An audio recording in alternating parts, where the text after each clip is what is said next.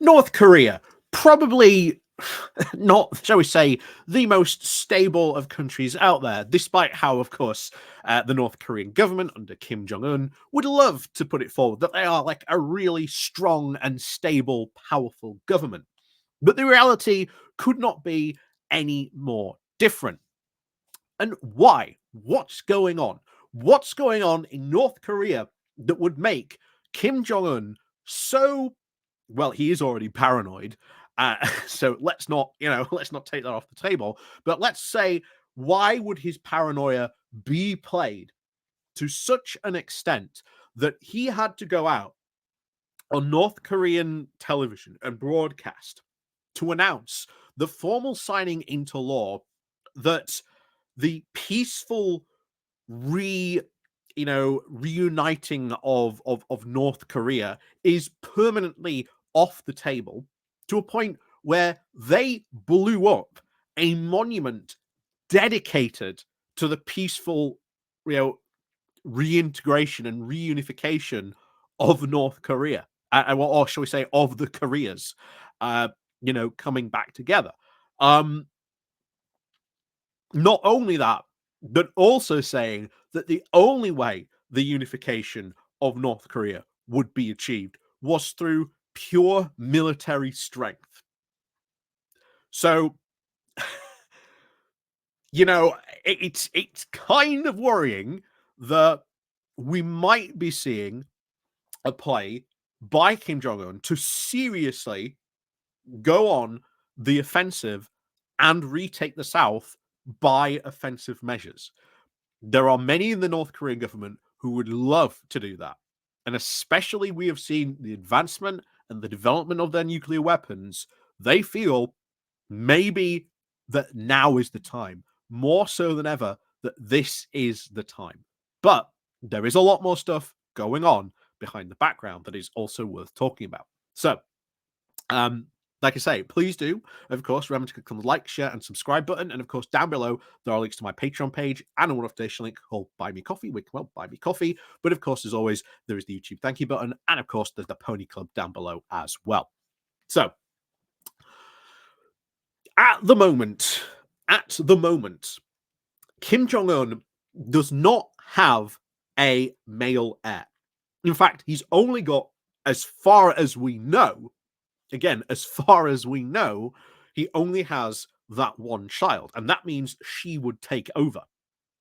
But ultimately, this worries the North Korean government a lot, because they do not really see her taking power, and or at least being able to take power, because it's North Korea. There's a lot of misogyny going on there about sort of, the roles of sort of women, etc., etc. So there is a lot of concern by North Korean people up high up in the North Korean sort of government, and relying on that. Do we really want, a female to take over? So Kim Jong Un is really trying to not only re-cement his own position, but of course the continuing, particularly of his line in government. Because remember, there are other members of the Kim family. You may remember, not too long after Kim Jong Un took over, I think it was about a couple of years ago, he executed one of his uncles. Now, we just still do not know what the reason was for that execution. A very brutal method indeed. Death by flamethrower. So, I think specifically to send a message. But now he is being forced into a situation where I think he's having to say more and more aggressive things. And naturally, we in the West and, South Korea in particular, and Japan and the US are very, very, and I think rightly worried about some of the stuff that's going on. Now, the first big question is he serious?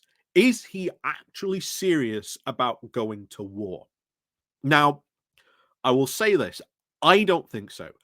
Because remember, this is an election year for the US, and this is very, very particular, an almost textbook thing from North Korea. When it is a presidential election year, well, we go out and, we make some noise to, maybe get some negotiations started.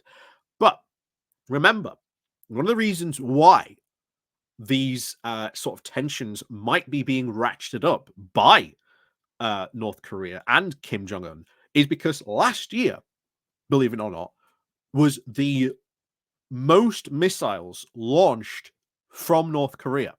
Now, you might go, well, oh, normally when that happens, that's big news. And that's exactly it. Though those missile launches did not really get the normal press attention the North Koreans normally expect, partly because of what's going on else in the world. So there might be the sense that, oh, we've got to sort of, ratchet up the tensions to get attention now. But if he was seriously preparing for war, then he would not be selling all this ammunition to Russia. Because if you are preparing for war, as again, apparently Kim is telling us he's preparing for war, you would not be selling off all your ammunition, or at least a good proportion of your ammunition, to Russia. So that is at least one sign of good news that people point to, that this isn't sort of a serious sort of escalation. But there is always a but. Part of that deal, and this is more worrying, part of that deal was that Russia would give North Korea part of its technology for intercontinental ballistic missiles. So there's a lot of worry that once Kim gets that technology, he is going to want to use it and demonstrate. Now, remember, North Korea currently really operates on what, 50s, 60s sort of technology when it comes to intercontinental sort of ballistic missiles.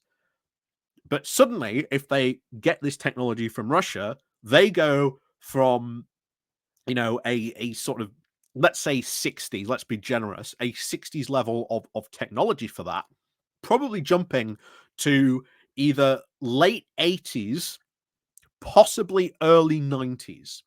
And we're talking really, really before we get into more sort of microprocessor types of stuff, because North Korea does not fully really have the capability to have the real high tech stuff. But Russia can supply them with that type of technology. And Kim, if he gets it, is going to be very, very keen to use it. So it could be very likely this year we see a long range missile test that is, shall we say, a deliberate shall we say, a deliberate attempt to provoke the US. You may see this fired towards the US and to like be dropped not into, shall we say, US territory, but as close as they possibly can, without, shall we say, provoking a reaction.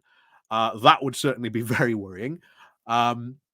Also, the possibility of a nuclear test. That is certainly another possibility as well. But the big one would to be a limited strike, because North Korea has done this before. It has struck, I think it struck back in 2010 with a torpedo. It sunk uh, or it attacked a South Korean sort of ship. It's done like random artillery barrages into like North Korean into just like South Korean territory. Not into like any sort of major populated areas. It's gone, right, well, no one's living there. We'll just pound that. Send a couple of rounds that way. So that may be something that might go on. And remember, all of this is being done because there is a lot of pressure on Kim Jong Un, and they might be, or at least the pro-war unification faction, might be trying to push for some action along this front. While Kim Jong Un might not obviously be wanting to go to war, but remember, this is a guy whose paranoia has again for all North Korean leaders has been historically completely off the charts when it comes to it. So, is this all shall we say, a storm in a teacup? Is this just a continuation of the strategy of North Korea has sort of had in the past of being sort of really all fire and fury, or should we take the view that this is a potential storm on the horizon? My honest view is that I think this is a bit of both. Uh, but I think it's more just really a continuation of the the attention getting, trying to sort of, get attention and trying to sort of get the US to sort of negotiate, because I do not think that if, North Korea was seriously preparing for war, you would not be selling mass, artillery ammo stocks, all sorts of, you know, missiles that they have in their stock that they make to Russia. You would not be doing that at the moment if you were seriously preparing for war. But that's sort of my analysis, how I how I looked at it there. But yeah, let me know what you think on this. It is obviously very worrying. I'm not going to sort of lie about that, but I think the fact that you've got those that weapons shipments going to Russia doesn't really indicate that maybe Kim is going to go through on this threat to war. Obviously, signing that into sort of legislation and that being in their in the North Korean constitution is in itself a bit worrying as well. Let's not lie about that. But this is yet another possible situation we might have to worry about. But um, I don't think this is likely going to lead to war. I think this is more just, shall we say, Kim playing with his toys. And I think you are going to see that potentially happen this year. Um, but yeah, we'll have to see obviously how the response comes back from this. What type of negotiations maybe take place behind the scenes. This isn't going to be like again, if Donald Trump wins, Donald Trump is going to sort of walk straight to North Korea and go, yeah, Kim, you'll have a McDonald's on every corner. And then, it sort of secures, shall we say, his leadership. And eventually, he can introduce his daughter for her to eventually take over. But as I said, a lot of very, very old school traditional misogyny going on in North Korea, and of course the roles around men, and it makes a lot of very, shall we say, North Korean officials very, very nervous to have a supreme leader that is a woman, not a man. So a lot of, shall we say, paranoia going on in the background, a lot of other things going on in North Korea that are certainly contributing this, but we cannot deny the fact that he must be under a lot of pressure to do these types of things. But needless to say, will this lead to some sort of war on the Korean Peninsula? Probably not, due to the fact, again, as we said, those Russian shipments. So, you know, fingers fingers crossed, everything crossed on this front. But that is the analysis, and I think the more, shall we say, the more hopeful, as as hopeful as you can really be in that type of situation. But as always, let me know what you think down below. Am I right? Am I wrong? Do we need to sort of maybe worry more about this? We'll see. But as always, thank you very much for watching, and of course, as always, we'll see you all next time.